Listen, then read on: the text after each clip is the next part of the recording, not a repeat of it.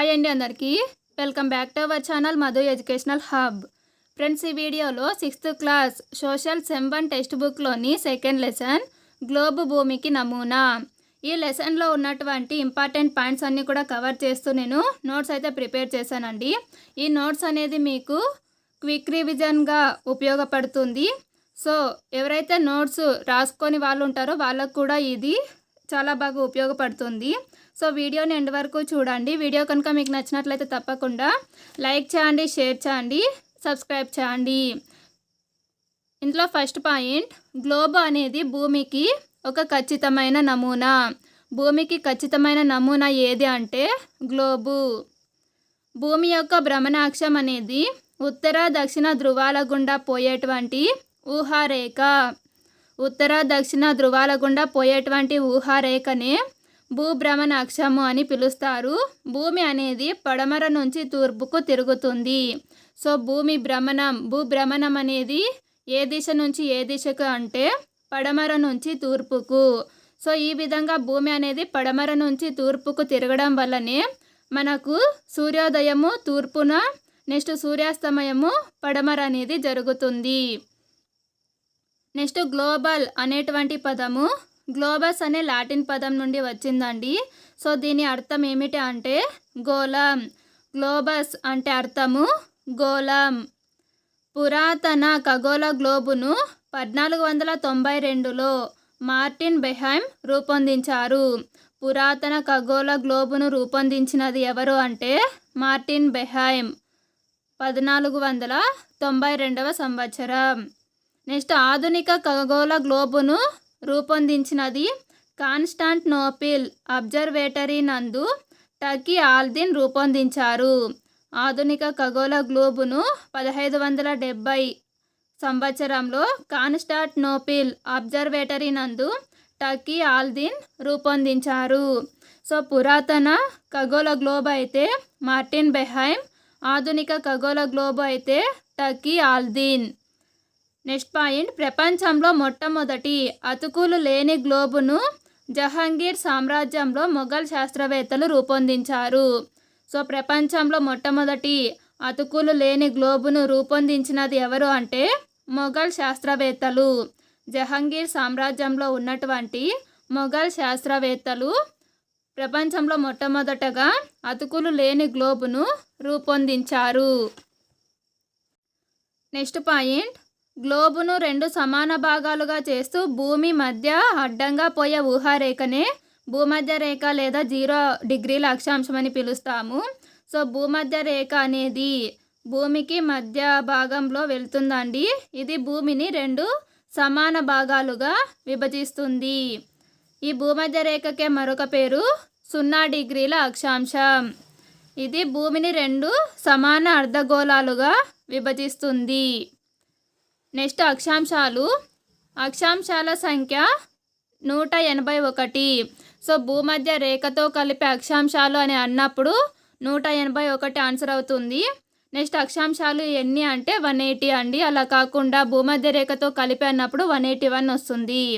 అక్షాంశాలు అంటే ఇవి భూమికి సమాంతరంగా గీసినటువంటి రేఖలు. సో ఈ విధంగా భూమికి సమాంతరంగా గీసినటువంటి రేఖలను అక్షాంశాలు అని పిలుస్తాము. ఇవి ఒకదానికొకటి ఎప్పటికీ కలవవు. అక్షాంశాలు అనేవి భూమికి సమాంతరంగా గీసి ఉంటాం కాబట్టి ఇవి ఎప్పటికీ కూడా కలవవు. భూమధ్య రేఖకు ఉత్తరంగా 0 డిగ్రీల నుంచి 90 డిగ్రీల వరకు, నెక్స్ట్ దక్షిణంగా 0 డిగ్రీల నుంచి 90 డిగ్రీల వరకు అక్షాంశాలు అనేవి ఉన్నాయి. సో ఇది 0 డిగ్రీల అక్షాంశం భూమధ్య రేఖ అనుకుంటే 0 డిగ్రీల నుంచి 90 డిగ్రీల వరకు ఉత్తరంగా అక్షాంశాలు ఉంటాయి. దక్షిణంగా కూడా అక్షాంశాలు 90 డిగ్రీల వరకు ఉంటాయి. నెక్స్ట్ పాయింట్, ధృవాలు తప్ప అన్ని అక్షాంశాలు వృత్తాలు. సో ధృవాల వద్ద అక్షాంశాలు అనేవి బిందువులుగా ఉంటాయండి. సో అలా కాకుండా మిగిలినటువంటి అక్షాంశాలు అన్నీ కూడా వృత్తాలు.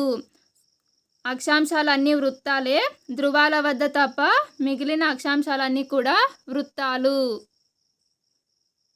నెక్స్ట్ పాయింట్, 0 డిగ్రీల అక్షాంశాన్ని భూమధ్య రేఖ అని పిలుస్తారు.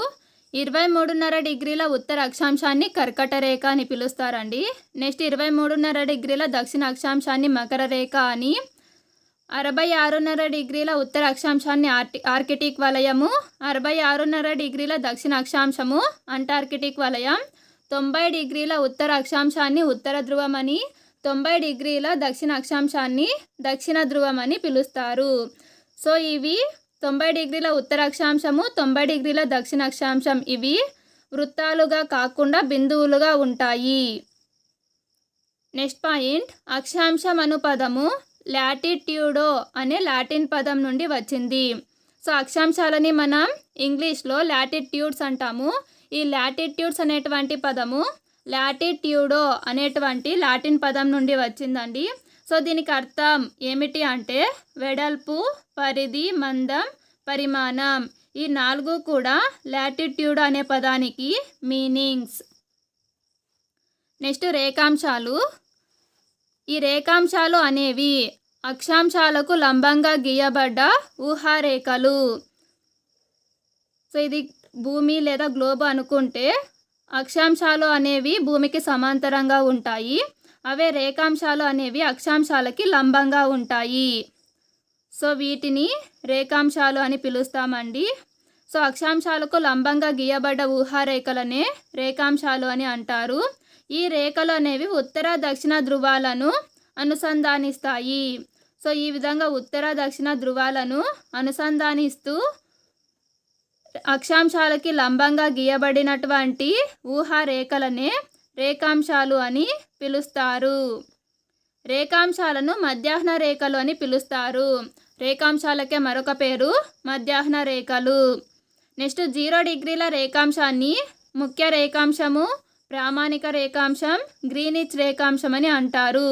సో 0 డిగ్రీల రేఖాంశానికి ముఖ్య రేఖాంశము, ప్రామాణిక రేఖాంశం, గ్రీనిచ్ రేఖాంశం అనే పేర్లు అయితే ఉన్నాయండి. సో ఈ 3 కూడా మనకి ఇంపార్టెంట్. నెక్స్ట్ ఈ రేఖాంశానికి అంటే 0 డిగ్రీల రేఖాంశానికి వ్యతిరేక దిశలో ఉన్నటువంటి 180 డిగ్రీల రేఖాంశాన్ని తూర్పు పశ్చిమ రేఖాంశం లేదా అంతర్జాతీయ దినరేఖ అని పిలుస్తారు. 0 డిగ్రీల రేఖాంశానికి వ్యతిరేక దిశలో 180 డిగ్రీల రేఖాంశం ఉంటుందండి. దీనినే తూర్పు పశ్చిమ రేఖాంశము అని పిలుస్తారు. దీనికే మరొక పేరు అంతర్జాతీయ దినరేఖ. సో అంతర్జాతీయ దినరేఖ అని పిలువబడే రేఖాంశం ఏది అంటే 180 డిగ్రీల తూర్పు పశ్చిమ రేఖాంశం. ఈ రేఖాంశాలు అనేవి అర్ధవృత్తాలు. అక్షాంశాలు అనేవి వృత్తాలు అంటే పూర్తి వృత్తాలండి. రేఖాంశాలు అనేవి అర్ధవృత్తాలు. రేఖాంశాలని ఇంగ్లీష్లో లాంగిట్యూడ్స్ అని అంటారు. ఈ లాంగిట్యూడ్ అనేటువంటి పదము లాంగిట్యూడో అనేటువంటి లాటిన్ భాషా పదం నుండి వచ్చింది. సో అక్షాంశాలు, రేఖాంశాలు ఈ 2 కూడా లాటిన్ భాషా పదాల నుండే వచ్చాయండి. అక్షాంశాలని లాటిట్యూడ్స్ అంటాము, రేఖాంశాలని లాంగిట్యూడ్స్ అని పిలుస్తాము. సో వీటికి అర్థం లాంగిట్యూడ్ అంటే అర్థము నిడివి, పొడవు, వ్యవధి. మొత్తం ఎన్ని రేఖాంశాలు ఉంటాయి అంటే 360. రేఖాంశాల సంఖ్య 360. నెక్స్ట్ పాయింట్, భూభ్రమణ వేగం గంటకి 1610 కిలోమీటర్లు. భూమి తన చుట్టూ తాను 1 గంటకి 1610 కిలోమీటర్ల వేగంతో పడమర నుంచి తూర్పుకు ప్రయాణిస్తుంది. నెక్స్ట్ పాయింట్, భూమి తన చుట్టూ తాను తిరగడానికి తీసుకునే సమయం ఎంత అంటే 23 గంటల 56 నిమిషాల 4.09 సెకండ్లు. భూమి తన చుట్టూ తాను తిరగడానికి 23 గంటల 56 నిమిషాల 4.09 సెకండ్ల సమయం తీసుకుంటుంది. నెక్స్ట్ పాయింట్, భూమి సూర్యుని చుట్టూ తిరిగే నిర్ణీత మార్గాన్ని కక్ష అని అంటాం.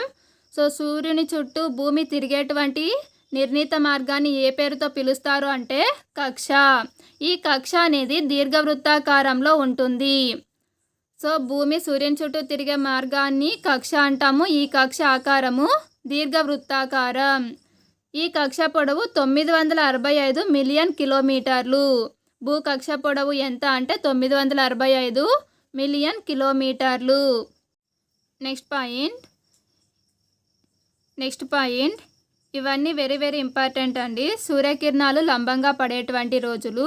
జూన్ 21న ఉత్తరార్ధ గోళంలో సూర్యకిరణాలు కర్కట రేఖ మీద నిట్ట నిలువుగా లేదా లంబంగా పడతాయి. సో కర్కట రేఖ మీద సూర్యకిరణాలు లంబంగా పడేటువంటి రోజు ఏది అంటే జూన్ 21. క్వశ్చన్ ఈ విధంగా అయినా అడగవచ్చు, లేదు అంటే ఉత్తరార్ధ గోళంలో సూర్యకిరణాలు లంబంగా పడే రోజు ఏది అని కూడా అడగవచ్చు అండి. సో కర్కట రేఖ అనేది ఉత్తరార్ధ గోళంలోనే ఉంటుంది కాబట్టి సో జూన్ 21న ఉత్తరార్ధ గోళంలోని కర్కట రేఖ మీద సూర్యకిరణాలు లంబంగా లేదా నిట్ట నిలువుగా పడతాయి. ఇక్కడ ఆ సమయంలో ఎక్కువ పగటి కాలము, తక్కువ రాత్రి సమయం ఉంటుంది.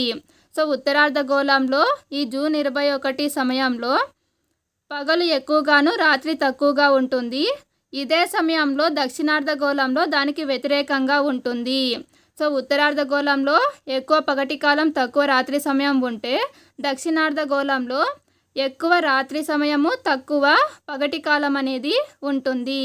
దీనినే వేసవి అయనాంతం అని పిలుస్తారు. దీనికే గల పేరు వేసవి అయనాంతం. నెక్స్ట్ పాయింట్, డిసెంబర్ 22న సూర్యకిరణాలు దక్షిణార్ధ గోళంలో మకర రేఖ మీద లంబంగా పడతాయి. సో దక్షిణార్ధ గోళంలో లేదా మకర రేఖ మీద సూర్యకిరణాలు నిట్ట నిలువుగా లేదా లంబంగా పడేటువంటి రోజు డిసెంబర్ 22. ఇక్కడ పగటి కాలం అనేది ఎక్కువగా ఉంటుంది. సో రాత్రి సమయం అనేది తక్కువగా ఉంటుందండి. సో ఇక్కడ ఉన్నటువంటి ఈ భూమి యొక్క స్థితిని శీతాకాల అయనాంతం అని పిలుస్తారు. దీనికి గల పేరు శీతాకాల అయనాంతం. నెక్స్ట్ వన్, భూమధ్య రేఖ మీద సూర్యకిరణాలు లంబంగా పడే రోజులు మార్చి 21, సెప్టెంబర్ 23. మార్చి 21, సెప్టెంబర్ 23 ఈ 2 రోజులలో భూమధ్య రేఖ మీద సూర్యకిరణాలు అనేవి లంబంగా పడతాయి. ఈ 2 రోజులను విషువత్తులు అని పిలుస్తారు. మార్చి 21, సెప్టెంబర్ 23 ఈ 2 రోజులను విషువత్తులు అని పిలుస్తారండి. విషువత్తులు అంటే ఏమిటి అంటే ప్రపంచం అంతటా ఈ 2 రోజులు పగటి నెక్స్ట్ రాత్రి సమయము సమానంగా ఉంటుంది. నెక్స్ట్ వన్, గ్రహణాలు ఏ విధంగా ఏర్పడతాయి అంటే సూర్యుడు, భూమి, చంద్రుడు ఒకే సరళ రేఖపైకి వచ్చినప్పుడు గ్రహణాలు ఏర్పడతాయి. సూర్యుడు, భూమి, చంద్రుడు ఒకే సరళ రేఖపైకి వచ్చినప్పుడు ఏర్పడేవి గ్రహణాలు. మనందరికీ తెలుసు గ్రహణాలు అనేవి 2 రకాలు, సూర్యగ్రహణము నెక్స్ట్ చంద్రగ్రహణము. ఇందులో సూర్యగ్రహణం ఎప్పుడు ఏర్పడుతుందో చూద్దాం.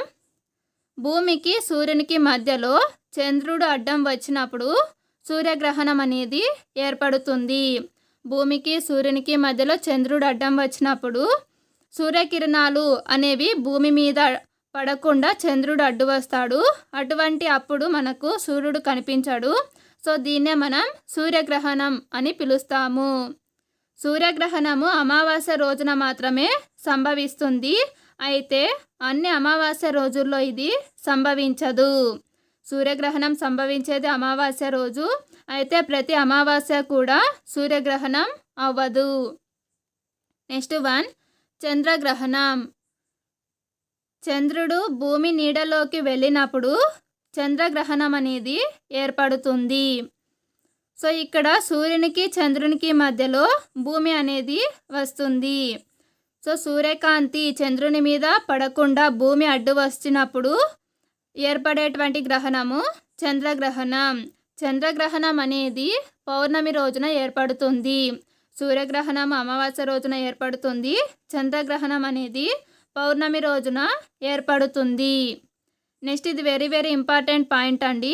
క్రిస్మస్ వేడుకలు ఆస్ట్రేలియాలో ఏ కాలంలో జరుగుతాయి అంటే వేసవి కాలం. క్రిస్మస్ వేడుకలు ఆస్ట్రేలియాలో వేసవి కాలంలో జరుపుకుంటారు. సో ఫ్రెండ్స్, ఇది 6th క్లాస్ సోషల్ టెక్స్ట్ బుక్లోని సెకండ్ లెసన్లో ఉన్నటువంటి ఇంపార్టెంట్ పాయింట్స్. వీడియో కనుక మీకు నచ్చినట్లయితే తప్పకుండా లైక్ చేయండి, షేర్ చేయండి, సబ్స్క్రైబ్ చేయండి. Thank you for watching.